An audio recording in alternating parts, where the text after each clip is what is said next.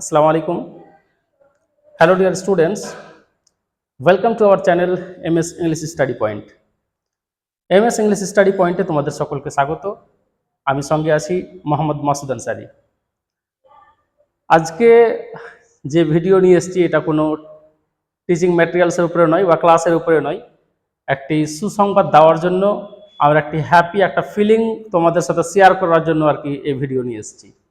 সেটি হচ্ছে যে মাধ্যমিক এবং এইচএস রেজাল্টকে ভিত্তি করে, যদিও এইচএস রেজাল্ট আজ থেকে 9-10 দিন হয়ে গেল প্রকাশ হওয়া, একটু ব্যস্ততার কারণে তোমাদের সামনে আসতে পারিনি, সেই আমার খুশির খবরটাকে একটু শেয়ার করার জন্য তাই আজকে একটু ফাঁকা পেলাম এবং তোমাদের সামনে একটা ভিডিও নিয়ে আসলাম।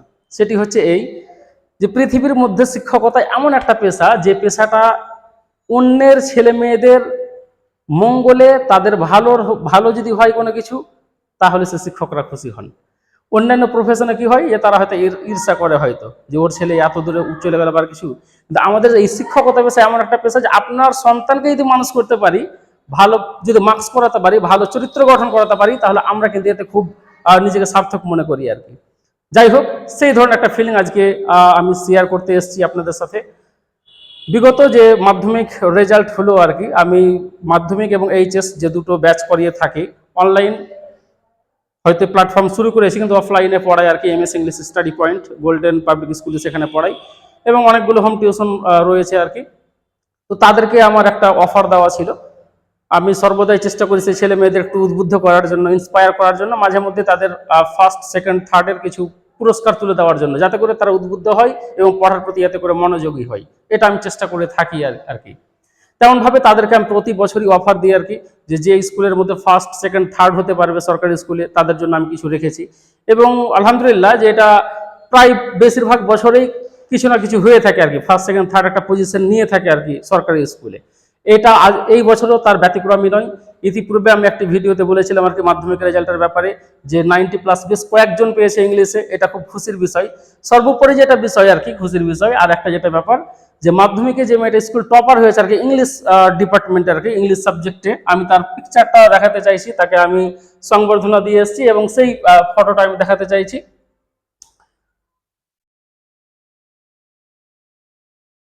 দেখতে পাচ্ছেন নিশ্চয়ই, তাবাসসুম আর কি, তাবাসসুম খাতুন, বাড়ি গাজীনগর। উনার বাবা একজন শিক্ষক আর কি, ধুলিয়ান হাই মাদ্রাসার। এই মেয়েটি 96 পেয়ে, অর্থাৎ 96 পেয়ে স্কুলে টপার হয়েছে। এটা আমার জন্য খুব খুশির বিষয়, যেহেতু আমি এবার বলেছিলাম যে 95-এর উপরে যে পাবে আর কি, এটাতে আমি খুব আপ্লুত হব আর কি। ইংলিশে 95 তোলাটা চারটিখানি ব্যাপার নয় আর কি, এটা অনেকটা ডিফিকাল্ট বলা যেতে পারে। তো 96 অর্থাৎ 96 পেয়ে স্কুল টপার হয়েছে ইংলিশ ডিপার্টমেন্টের, এটাতে আমি খুবই খুশি।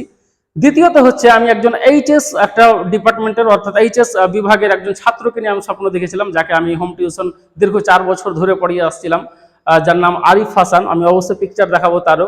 তাকে নিয়ে আমি স্বপ্ন দেখেছিলাম যে তোমাকে এই স্বপ্ন পূর্ণ করতে হবে, তোমাকে 95+ পেতে হবে আর কি ইংলিশে, যেটা হয়তো ইতিপূর্বে আমার স্টুডেন্ট পাইনি, সত্যি বলতে আর কি। 90+ পেয়েছে কিন্তু 95+ পাইনি।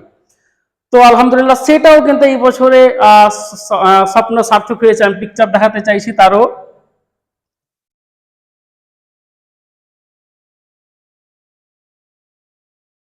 আরিফ হাসান, বাড়ি গাজীনগর, পড়ে সালাম ডিলার আর কি উনার ছেলে আরিফ হাসান। সে এত সুন্দর রেজাল্ট করেছে ইংলিশে, তাতে আমি খুবই আপ্লুত। সেটা হচ্ছে 97, অর্থাৎ 97 মার্কস পেয়েছে ইংলিশে। 97 মার্কসটা কিন্তু অবশ্যই এটা খুব ডিফিকাল্ট ইংলিশ ডিপার্টমেন্টে তোলা। তো যাই হোক, এটা তো আমি খুবই খুশি।